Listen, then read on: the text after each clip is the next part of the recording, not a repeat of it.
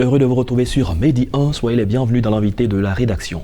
Bonne gouvernance, droits de l'homme, culture démocratique, égalité des chances, ce sont là quelques champs d'action pour lesquels le réseau ivoirien des leaders milite activement en vue d'apporter sa contribution au développement de la Côte d'Ivoire et partant de l'Afrique tout entière.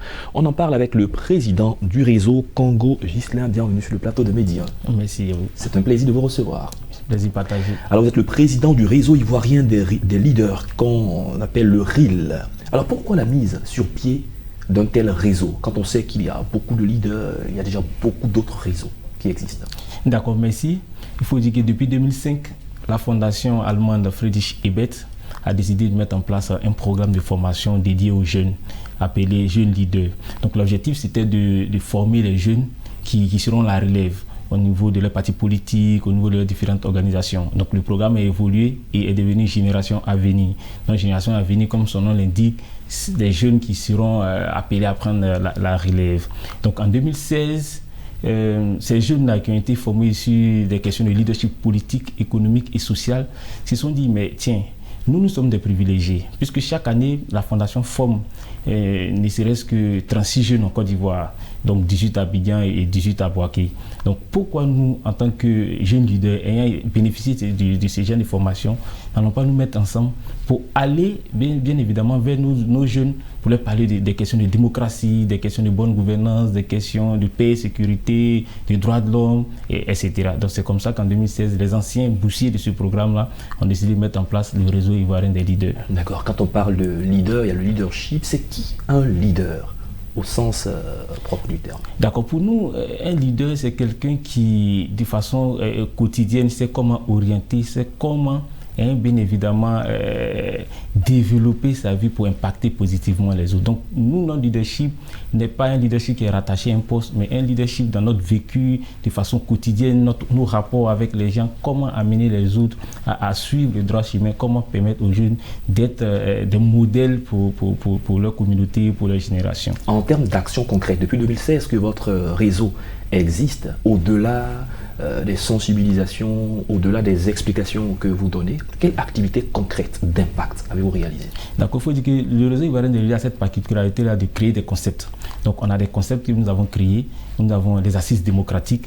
Donc les assises démocratiques sont des activités qui permettent aux jeunes d'échanger sans être censurés, d'échanger de façon concrète sur les réalités de leur localité, de sorte à permettre à ces jeunes de pouvoir prendre part au développement local. Il y a également ce qu'on appelle la soirée démocratique. La soirée démocratique, c'est une soirée au cours de laquelle nous parlons de la Côte d'Ivoire. Donc le thème, c'est la Côte d'Ivoire que nous voulons. La Côte d'Ivoire que nous voulons en termes de paix, en termes de sécurité, en termes de démocratie, en termes d'éducation, enfin en termes de toutes choses qui concourent au développement. On a également un concept que nous appelons le rendez-vous citoyen de la sécurité. Vous savez que nous avons les médias de sécurité et tout ça. Donc, comment les jeunes doivent collaborer avec les forces de défense et de sécurité de sorte à prévenir, bien évidemment, l'extrémisme violent et le terrorisme. D'accord. Au bout de 6 ans, depuis 2016, au bout de 6 ans, de façon claire, quel est le retour de vos initiatives en termes d'impact sur la société dans laquelle nous sommes?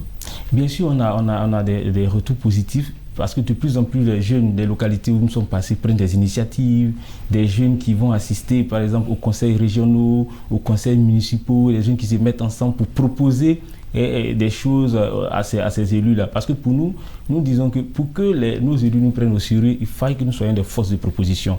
La jeunesse doit sortir dans ces débats de critiques, mais la jeunesse doit proposer. Donc de plus en plus les jeunes proposent, de plus en plus les jeunes prennent des initiatives. Même au sein du RIL, il y a des jeunes qui prennent des initiatives, qui sont candidats, qui sont même des élus et qui sont positionnés un peu partout dans l'administration publique comme privée. Et là, vous accordez une place de choix à la question de la parité. Comment est-ce que vous arrivez à pouvoir accorder autant de place à la question de l'équilibre des genres et autres? Et quelle est la portée de la parité pour vous? D'accord, il faut dire qu'on est un peu privilégié puisque dans le recrutement même des jeunes, la Fondation met un accent sur la parité des genres. Donc vous allez voir que dans les 36 jeunes qui sont formés chaque année, il y a 18 jeunes hommes et il y a 18 jeunes femmes. Donc du coup, puisque pour être dans le réseau, il faut forcément passer par le recrutement Génération Avenir.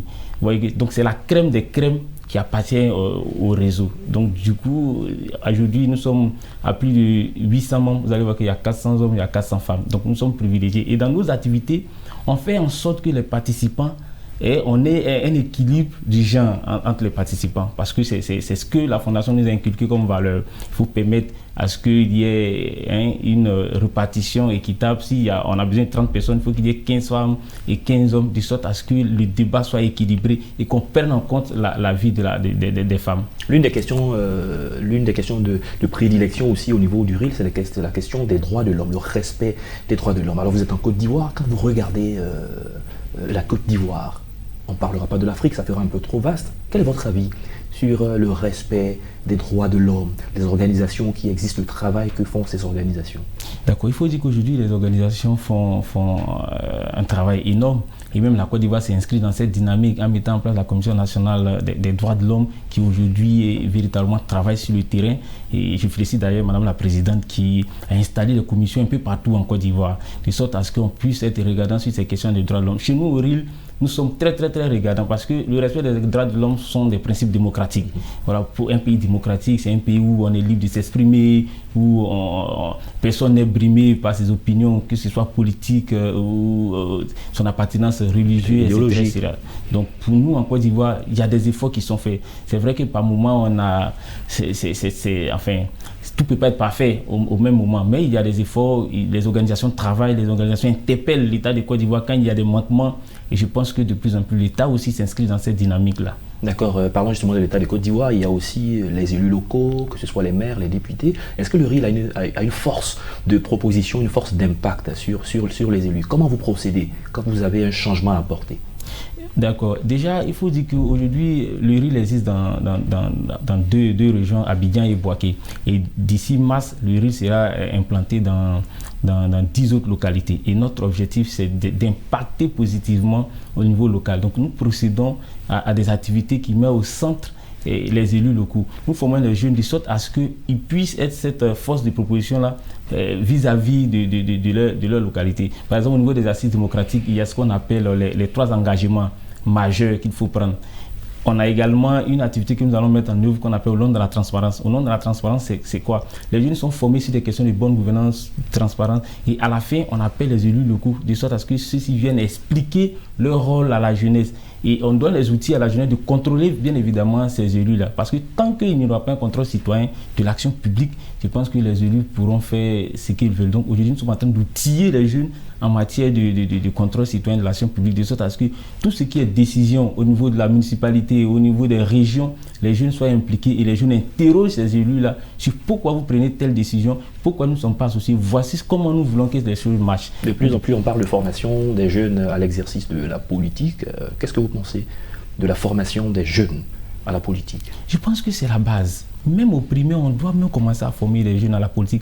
La politique, vous voyez, ce n'est pas seulement l'exercice du pouvoir de l'État ou la conquête du pouvoir de l'État et l'exercice.